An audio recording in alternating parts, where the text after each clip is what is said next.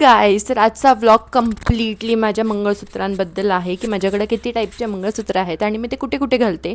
तर हे जर तुम्हाला बघायचं असेल आणि जाणून घ्यायचं असेल तर प्लीज हा व्लॉग शेवटपर्यंत नक्की बघ. तर इमिटेशन मंगळसूत्र म्हणजे सोन्यासारखे दिसणारे आर्टिफिशियल मंगळसूत्र. नेसेसरी नाही आहे की प्रत्येक मंगळसूत्राची फिनिशिंग एकदम गोल्डसारखी असेल, पण आजकाल खूप जास्त प्रीमियम क्वालिटीचं मिळत आहे, ज्याच्यामध्ये सोन्याचं आहे की नाही हेच ओळखायला थोडासा वेळ जातो. तर तर फर्स्ट आपण डिस्कस करूया अमेरिकन डायमंड स्टाईल मंगळसूत्राबद्दल. तर हे मंगळसूत्र शक्यतो मी पार्टीसाठी घालते, कारण का ह्याच्यामुळे एकदम क्लीन ग्लॅमरस छान लुक येतो, सिम्पल आणि एलिगंट. तर त्याच्यासाठी मी हे यूज करते. हे आहे चंद्रमा मंगळसूत्र. तुम्ही बघू शकता हे घातल्यानंतर ना किती छान दिसतं आहे. चोकर स्टाईल आहे आणि सध्या इंस्टाग्रामवरती हे फार ट्रेंडिंगला होतं. सो संक्रांतीच्या वेळेस मी ह्याची ऑर्डर प्लेस केली होती इंस्टाग्रामवरतीच आणि ते घातल्यानंतर ना किती सुंदर दिसत होतं. मी माझ्या मागच्या व्हिडिओमध्येही हे सांगितलेलं आहे, तर तुम्ही जाऊन तो व्हिडिओ बघा. तर हे आहे पर्ल मंगळसूत्र. तर एव्हरी महाराष्ट्रीयन घरात हे मंगळसूत्र असतं म्हणजे असतंच. हेही ट्रेंडिंग आहे. सो जेव्हा काही फेस्टिवल असेल तेव्हा सणासुदीला मी हे घालते. तुम्ही बघू शकता की हेही खूप सुंदर दिसतंय. ह्याला मॅचिंग माझ्याकडे इयरिंग्स पण आहेत आणि असे चोकर पण आहे. तर ते मी नेक्स्ट व्लॉगमध्ये नक्की दाखवेल. हे आहे चोकर स्टाईल मंगळसूत्र. तर माझ्याकडं चोकर स्टाईल मंगळसूत्र 2 झालेली आहेत, तर त्यातलंच हे एक आहे. खूप छान दिसतं घातल्यानंतर ना, तुम्ही बघू शकता. तर हे आहे माझं अजून एक मंगळसूत्र. तुम्ही बघू शकता की किती छान दिसतंय. एकदम प्रीमियम क्वालिटीचं आहे. मला अक्षरशः लोकांनी विचारलं आहे की हे खरं आहे का? तर तुम्ही बघू शकता आजकाल आर्टिफिशियल ज्वेलरी एकदम प्रीमियम फिनिशमध्ये येते की ह्याच्यात खरं आहे की नाही हेच कळायला कठीण जातं.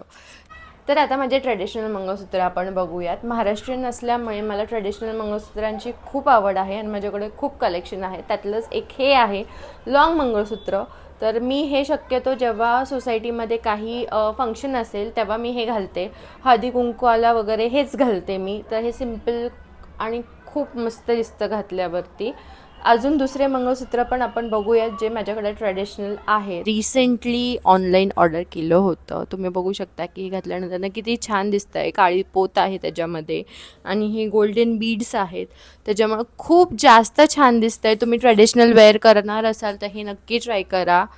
मला लाँग मंगळसूत्र खूप आवडतात म्हणून माझ्याकडे हे 2-3 आहेत.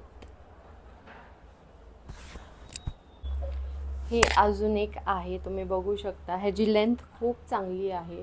मला असे लाँग मंगळसूत्र खूप जास्त आवडतात. घातल्यावरतीही खूप छान दिसतंय. तर गाईज, तुम्ही बघितलं माझ्याकडे ट्रेडिशनल मंगळसूत्र जास्त आहेत. तर सध्या ट्रेंडिंगला आहे लेयर्ड मंगळसूत्र. ते तर माझ्याकडे नाही आहे, पण मी या व्हिडिओमध्ये त्याचा फोटो नक्की पोस्ट करेल. आणि दुसरं आहे मिनिमल मंगळसूत्र. तुम्ही ऑफिसला घालू शकता, कॉलेजला घालू शकता.